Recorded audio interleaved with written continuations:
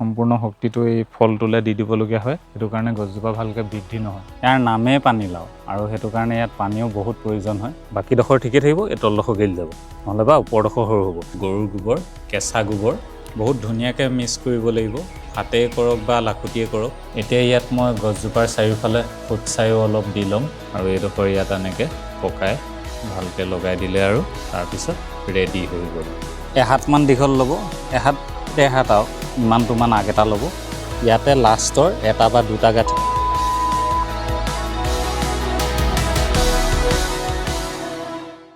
কিছুমানে কয় জাতিলাও বুলি, আৰু কিছুমানে পানীলাও বুলি কয়। মই পানীলাও বুলিয়ে কওঁ, সৰুৰ পৰা পানীলাও বুলি কৈ আহিছোঁ।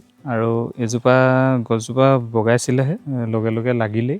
ইমান সৰুতে লাগিলে কি হয়, গোটেই শক্তিটো গছজোপা বগাবলৈ যিটো শক্তি লাগে, সম্পূৰ্ণ শক্তিটো এই ফলটোলৈ দি দিবলগীয়া হয়। সেইটো কাৰণে গছজোপা ভালকৈ বৃদ্ধি নহয়। এতিয়া মই ভাবিছোঁ যি লাগিলে লাগিয়ে গ'ল, ইয়াকতো কাটি পেলাম বাৰু অলপ, আৰু এদিন দুদিনৰ পিছত বুঢ়া হ'লে কাটি দিম। কিন্তু সদ্যহতে ইয়াত অলপ সাৰ দি দিওঁ। সাৰ অলপ দি দিলে বাকী যিকণ মানে যিকেইটা ডাল ইমান ভালকৈ বঢ়া নাই, সেই ডালবোৰ ভালকৈ বাঢ়ি যাব। প্ৰথমতে মই 1 বাল্টি পুখুৰীৰ পানী ল'ম। তাৰপিছত এয়া অলপ লৈছোঁ গৰুৰ গোবৰ, কেঁচা গোবৰ, একেবাৰে নতুন।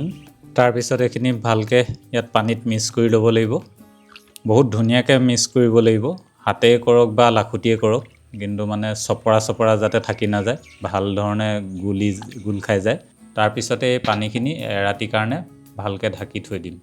এতিয়া দ্বিতীয় দিনা যিবোৰ এই জাবৰ জোঁথৰ দি ৰাখিছিলোঁ, শুকান জাবৰ জোঁথৰ মালচিঙৰ কাৰণে, এইবোৰ চব আঁতৰাই ল'ব লাগিব। তাৰপিছতে ইয়াত এতিয়া শুকান গোবৰ আৰু কেঁচুসাৰ মিক্স কৰি থোৱা আছে। এই জৈৱিক সাৰটো গছজোপাৰ চাৰিওফালে দি ল'ব লাগিব। এতিয়া ইয়াত মই গছজোপাৰ চাৰিওফালে ফুটছাইও অলপ দি ল'ম।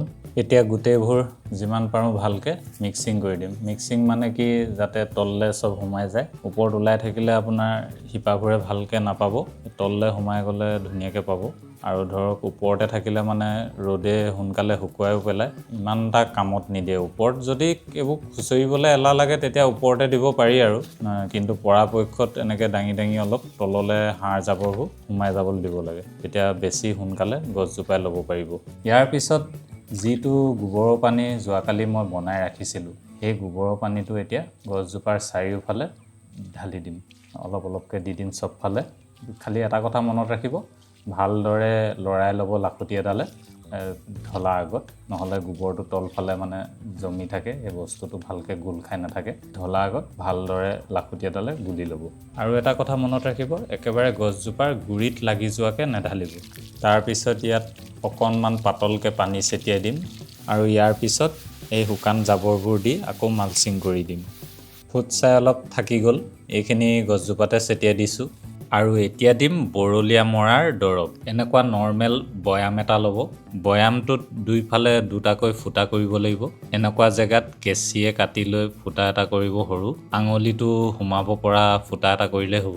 তাৰপিছত এইফালেও এটা ফুটা কৰিব, আঙুলিটো সোমাব পৰা সমান চাইজৰ। তাৰপিছত এই ঢাকনিখন যিখন আছে, তাতো এনেকৈ কেঁচিয়ে ফুটা এটা কৰি ল'ব সৰু চাই।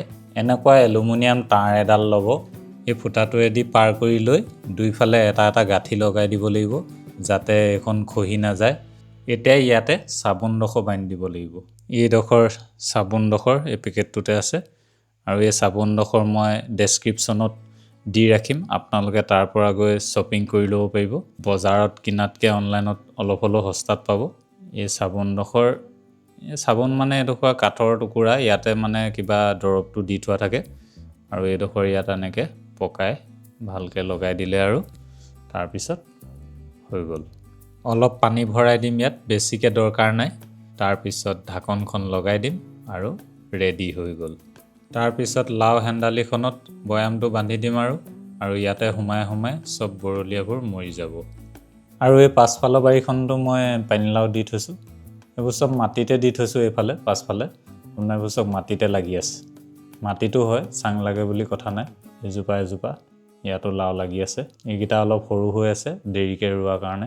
আৰু এইবোৰ ৰঙালাও ৰুইছিলোঁ, ৰঙালাও মই মাটিতে দি থৈছোঁ। এইবোৰ চাঙত নিদিওঁ আৰু মাটিতে থাকিব, মাটিতে যিমান লাগে লাগিব। আৰু পানীলাওত এটা কথা মনত ৰাখিব, খালি এইটোহে তেতিয়া চাইজ ধুনীয়া হৈছে। খালি কেতিয়াবা দেখিব কি, এই ওপৰৰ ডোখৰতে ক্ষীণকৈ আহি তলত অকণমানহে লাওটো হ'বগৈ, বা কি হয়, এই লাওটো তলডোখৰ ক'লা পৰি যাব। এডোখৰ গেলি যাব, এই তলডোখৰ বাকীডোখৰ ঠিকে থাকিব, এই তলডোখৰ গেলি যাব, নহ'লে বা ওপৰডোখৰ সৰু হ'ব। তেনেকুৱাত আপোনাৰ প্ৰব্লেমটো হয় কেলছিয়াম ডেফিচিয়েঞ্চি, তাৰমানে কেলছিয়ামটো পোৱা নাই। আৰু কেলছিয়ামৰ কাৰণে এই প্ৰথমতেই যেতিয়া মাটিটো ৰেডি কৰা যায় তেনেকুৱাতে যদি এই ডিমৰ চুকুৰাবোৰ ভাঙি ভাঙি মিক্স কৰি লয় তেতিয়া বহুত ধুনীয়া। সেইটো একদম কেলছিয়ামটো গোটেই ছিজনটোৰ কাৰণে, মানে গছজোপাৰ যিমান আয়ুস সিমান দিনৰ কাৰণে এই ডিমৰ চুকুৰাখিনিয়ে কাম কৰি দিব। আৰু যদিও আপোনালোকে দিবলৈ থাকি যায় বা দিব নোৱাৰে, তেতিয়া পিছত হ'লেও আপোনালোকে ডিমৰ চুকুৰাবিলাক পানীত আপোনাৰ উতলাই তাৰ ৰসটো উলিয়াই সেইটো পানীৰ লগত মিক্স কৰি স্প্ৰে কৰি দিব। তেনেকৈও হৈ যাব কেলছিয়াম যদি ডেফিচিয়েঞ্চি দেখা যায়। আৰু যদি দেখা নাযায়, চব ঠিকে থাকে, তেতিয়া প্ৰয়োজন নাই, তাৰমানে আপোনাৰ মাটিডোখৰত কেলছিয়ামৰ অভাৱ হোৱা নাই, অভাৱ হ'লেহে দিব। এতিয়া কওঁ পানীলাও গছত পানী দিয়াৰ বিষয়ে। ইয়াৰ নামেই পানীলাও আৰু সেইটো কাৰণে ইয়াত পানীও বহুত প্ৰয়োজন হয়। প্ৰয়োজন হয় মানে কথাটো এনেকুৱা, ইয়াক আপুনি শুকুৱাই ৰাখিবই নোৱাৰিব। মানে কি হয়, পানীলাও গছৰ শিপাবোৰ তললৈ নাযায়। মই আপোনালোকক দেখুৱাইছোঁ, এইটো গছৰ গুৰি আৰু প্ৰায় পানীলাও শিপাবিলাক এনেকৈ ওপৰে ওপৰে যাব। 4 ইঞ্চি ভিতৰতে, 4 বা 6 ইঞ্চি ভিতৰতে মানে তললৈ যাব শিপা গ'লেও, আৰু বাকীবোৰ চব ওপৰে ওপৰে যাব, মিহি মিহি শিপা থাকে, ওপৰে ওপৰে যাব। তেতিয়া কি হয়, আপোনাৰ যেতিয়া শিপাবোৰ ওপৰত থাকে, আমাৰ ওপৰৰ অংশত আমি পানী দিলেও খুব সোনকালে শুকাই যায়। সেইটো কাৰণে আমি কি হয়, নিয়মিতভাৱে পানী দি থাকিব লাগে। পৰাপক্ষত আমি এদিন এৰি এদিন দিবই লাগে, কাৰণ ওপৰৰ মাটিটোত পানীটো খুব সোনকালে শুকাই যায়। তললৈ বাৰু অলপ চলপ পানী থাকি গ'লেও ওপৰৰ মাটিত খুব সোনকালে শুকাই যায়, এই শিপাবোৰে পানী নাপায়। সেইটো কাৰণে পাতবিলাকো মৰহি যোৱা দেখা যায়, এটা টান ৰ'দ পালে মৰহি যায়, পানীৰ অভাৱ হৈ যায়, কাৰণ তাৰতো শিপা তললৈ নাযায় বেছিকৈ। আৰু আমি পৰাপক্ষত মালচিংটো দিব লাগে। মালচিং দি থ'লে কি হয়, ওপৰৰ অংশত তেতিয়া পানীৰ জেকটো সোনকালে শুকাই নাযায়। সেইটো কাৰণে পানীলাওত অলপ পানীটো আন শাক পাচলিতকৈ বেছি লাগে। এদিন এৰি এদিন দিবলৈ চেষ্টা কৰিব লাগে। আৰু এটা আপোনালোকক টিপছ দিম, সেইটো হৈ গ'ল, যেতিয়া পানীলাওজোপা বুঢ়া হৈ গ'ল, মানে তাৰ লাগনটো কমি আহিলে, আৰু আপুনি ধৰক নতুনকৈ পানীলাও গুটি নপচোৱাতকৈ পুৰণা জোপাৰ পৰাই খুব সোনকালে লগা কৰিব পাৰে পানীলাও। সেইটো এটা টেকনিক আছে। কি, এই ডালটো যে দেখিছে, ধৰি লওক এহাতমান দীঘল ল'ব, এহাত ডেৰ হাত, আৰু মোৰ আঙুলি আগৰ পৰা এই লাকতিটোলৈকে ইমানটোমান আগ এটা ল'ব। ইয়াতে লাষ্টৰ এটা বা দুটা গাঁঠি মাটি দি এই অংশত পুতি দিলেই হৈ গ'ল। মাটি দি এই অংশত যদি মাটি দি পুতি দিয়ে, ইয়াতে শিপা ওলাই যাব, আৰু সেই শিপাবোৰৰ পৰাই আকৌ নতুনকৈ এজোপা পানীলাও গছ হৈ যাব। আৰু এইজোপা যিহেতু কলি মাৰি থকা পানীলাও গছ, লাষ্টৰ সময়তো ধৰক 2-এটা কলি মাৰিও থাকিব পাৰে, আৰু সেইটো কাৰণে কি হয়, সোনকালে লাগে পানীলাও বহুত।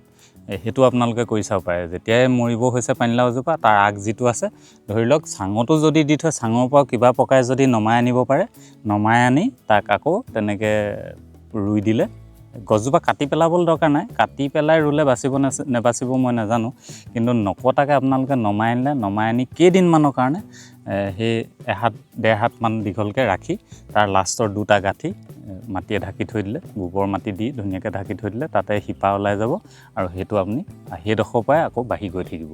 ইমান ধুনীয়া মানে ইয়াৰ ছিষ্টেমটো। আৰু এই হেন্দালিখনত মই কুন্দুলি দিম, তলে তলে লাও থাকিব, ওপৰত কুন্দুলি থাকিব। পানীলাও আৰু ৰঙালাওবোৰ তলতে দিছোঁ, কাৰণ কেলৈ এইবোৰ বেছিদিনীয়া খেতি নহয়, কেইমাহমানৰ পিছত শেষেই হৈ যাব খেতিটো। কিন্তু কুন্দুলিটো বছৰি বছৰি খাই থাকিবলৈ পাম। এবাৰ ভালকৈ দি লোৱাৰ পিছত আৰু তাত কোনো চিন্তা কৰিবলগীয়া একো নাই। সেইটো কাৰণে লাওবোৰ তলতে দিছোঁ। আৰু এতিয়া চাম এদিনৰ পিছত কেইজনী বৰলীয়া মৰিলে। ভালেমান কেইজনী। এইবোৰ চাওক কিমান মৰিলে। ইয়াত আৰু 2-4জনী সোমাই আছে, আৰু এইবোৰ চাওক। আৰু ভিডিঅ'টো সামৰাৰ আগত দৰ্শকৰ দুটামান কমেণ্ট পঢ়ি লওঁ, তাৰপিছত ভিডিঅ'টো সামৰি দিম। প্ৰথমটো কমেণ্ট মহিম তালুকদাৰ, তেখেতে লিখিছে, কলিবিলাক ৰঙা হৈ মৰহি যায়, তাৰ নিৰাময়ৰ বিষয়ে জনাবচোন। কলিবিলাক মৰহা প্ৰথম কাৰণটো হ'ল আপোনাৰ পৰাগ সংযোগ ভাল ধৰণে হোৱা নাই। আপুনি চাব আপোনাৰ মতা ফুল তাত আছেনে নাই। যদি মতা ফুল নাই, তেতিয়া মতা ফুলৰ ব্যৱস্থা কৰিব, মানে মতা গছ ৰোৱাৰ ব্যৱস্থাটো কৰি দিব। তাৰপিছত দীপক শইকীয়াই লিখিছে, অমিতাৰ কলিবোৰ সৰি যায়, কি কৰিব লাগে? অমিতা গছজোপাত যদি বেলেগ কোনো ধৰণৰ বেমাৰ দেখা পোৱা নাই, আৰু এনেই অকল কলিবোৰহে সৰি সৰি যায়, তেতিয়া আপুনিও চেষ্টা কৰক মতা অমিতা গছ এজোপা ঘৰত ৰুই ল'বলৈ। মোৰ মতেতো পৰাগ সংযোগে ভাল ধৰণে হোৱা নাই। তাৰপিছত ডেডপুল 1-T4Q, তেখেতে লিখিছে আমি অলপমান জেগাতে ঘৰৰ কাৰণে এটি লাগতিয়াল কিটচেন গাৰ্ডেন কেনেকৈ কৰিব পাৰি পৰামৰ্শ পালে ভাল। মই দুটা পৰামৰ্শ দি থওঁ। প্ৰথম কথা আপুনি সদায় পূবলৈ বনাবলৈ চাব, মানে আগবেলা ৰ'দটো পৰাকৈ গাৰ্ডেনখন বনাবলৈ চাব। আৰু যিমান পাৰে চাপৰ যিবিলাক খেতি আমাৰ চাপৰ গছ হয় সেইবিলাক পূবৰ ফালে থ'বলৈ চাব, আৰু ওখ যিবিলাক খেতি সেইবিলাক পশ্চিম ফালে। ধৰি লওক মানে ৰ'দটোৱে যাতে আঁৰ কৰি নিদিয়ে। পূবৰ পৰা যেতিয়া বেলিটো ওলাব তেতিয়া চাপৰ পৰা লাষ্টলৈকে, প্ৰথম পৰা লাষ্টলৈকে চবেই ৰ'দটো সমানেই পাব।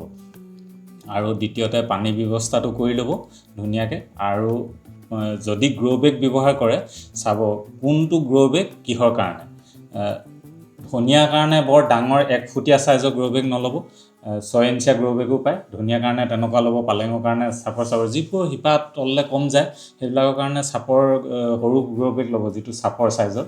আৰু ওখ চাইজৰ গ্ৰ' বেগ যিবিলাকৰ শিপা অলপ বেছি দকৈ যায়। তাৰপিছত ওপৰত আপোনালোকে তাৰ তলত খেতি কৰিলে ওপৰত আকৌ আপোনাৰ চাং দি বা হেণ্ডালি দি তাত লাও জিকাও কৰিব পাৰিব। আৰু আজিকালি এনেকুৱা গুটি কিনোতে আপোনালোকে সুধি ল'ব কোনটো ভেৰাইটি। এতিয়া দাংবডি যদি কৰোঁ বুলি ভাবে এডাল ৰছিতে দাংবডি কৰিব পাৰে, তেনেকুৱাও জাত আছে। এডলীয়া জাত বুলি ক'ব, দোকানৰ পৰা কিনোতে এডলীয়া জাত আনিব। আৰু ৰঙালাও কৰোঁ বুলি ক'লেও এনেকুৱা ৰঙালাও আছে যি নবগায়। আপুনি গুটি দিলে ধৰক গ্ৰ' বেগতে ৰঙালাও কৰিব পাৰি, তাৰ লতাই নবগায়, তাতেই ৰঙালাও যিকেইটা লাগে লাগি যাব। তো কম ঠাইৰ কাৰণে তেনেকুৱা বহুত টিপছ আছে। মই তাৰ ওপৰত সোনকালে ভিডিঅ' এটা বনাম আৰু আপুনি সেইটো চাব পাৰিব। তাৰপিছত সুজিত দাস তেখেতে লিখিছে মোৰ ঘৰৰ বাৰীত বহুত পৰুৱা আছে কিন্তু কেমিকেল পেষ্টিচাইড ব্যৱহাৰ নকৰোঁ। বহুত ভাল কথা। মালচিং কৰিলে তেতিয়া পৰুৱা আহি যায় বাবে মালচিং গুচাই দিব লগা হয়। কি কৰিব পাৰি জনাব প্লিজ। মোৰ মতে যদি প্লাষ্টিক মালচিং কৰে তেতিয়া বাৰু পৰুৱা অহা চান্সটো বহুত বেছি থাকে। কিন্তু যদি গছপাত এনেকুৱা শুকান জাবৰ জোঁথৰ মালচিং কৰে তেতিয়া অলপ হেৰেঙাকৈ দিবলৈ চাব, যাতে ৰ'দ বতাহটো সোমায় আৰু পৰুৱাবোৰ থাকিবলৈ অসুবিধা পায়। আৰু তাত আপুনি নহৰু পানী স্প্ৰে' কৰিব পাৰে, আদা ৰস স্প্ৰে' কৰিব পাৰে, তাৰপিছতে বেকিং ছ'ডাও স্প্ৰে' কৰিব পাৰে। এইকেইটা স্প্ৰে' কৰিলে পৰুৱা নিশ্চয় কমি যাব। তাৰপিছত লিখিছে YOWW253F তেখেতে লিখিছে আমাৰ দুজোপা গোল নেমু আছে কিন্তু নেমু নালাগে, আপুনি জনাবচোন। গোল নেমুজোপা প্ৰথম কথা মন কৰিব কোন জেগাত ৰুইছে। যদি ঢেৰ গছেৰে আৱৰি আছে তেতিয়া পৰাপক্ষত অলপ মুকলি ঠাইত ৰুবলৈ চাব, ৰ'দ বতাহ পোৱা জেগাত ৰুবলৈ চাব।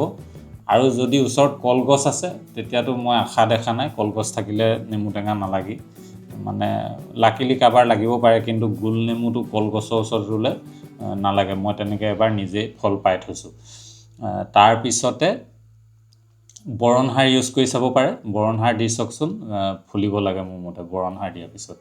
তাৰপিছত নেক্সট কমেণ্ট হ'ল DJHERE-E6K তেখেতে লিখিছে পানীলাও এডাল লগাইছিলোঁ, 3টামান লাগিলে, এতিয়া ৰ'দ দিলে দিনত পাতবোৰ শুকাই যায়, ৰাতি ঠিক হয়। দিনত পাতবোৰ শুকাই যায় তাৰমানে যিমানটো পানী প্ৰয়োজন হৈছিলে সিমানটো পানী আপুনি মেইনটেইন কৰিব পৰা নাই। প্ৰথম কথা পানীটো মেইনটেইন কৰক। যদি দিনত শুকাই গৈছে পাতবোৰ তেতিয়া সেইটো গম পাব এইটো পানীৰ সমস্যা। সেই পানীৰ সমস্যাটো ঠিক কৰি লওক। তাৰপিছত লিখিছে নতুন ফল দিয়া নাই, কি কৰিব লাগিব। নতুন ফল দিয়া নাই সেইটো প্ৰথম কথা গছজোপা আপুনি পানী দিয়াৰ সমস্যাটো ঠিক কৰি লওক। পানী ভাল ধৰণে দিলে গছজোপাই মোৰ মতে নতুন ফল দিয়া আৰম্ভ কৰি দিব। আৰু তাৰপিছতো যদি নতুন ফল নিদিয়ে আপুনি ভিডিঅ'টোৰ মতে কি সাৰ জাবৰ মই দিছোঁ তেনেকৈ দি চাওক, নিশ্চয় আপোনাৰ ফল দিবই।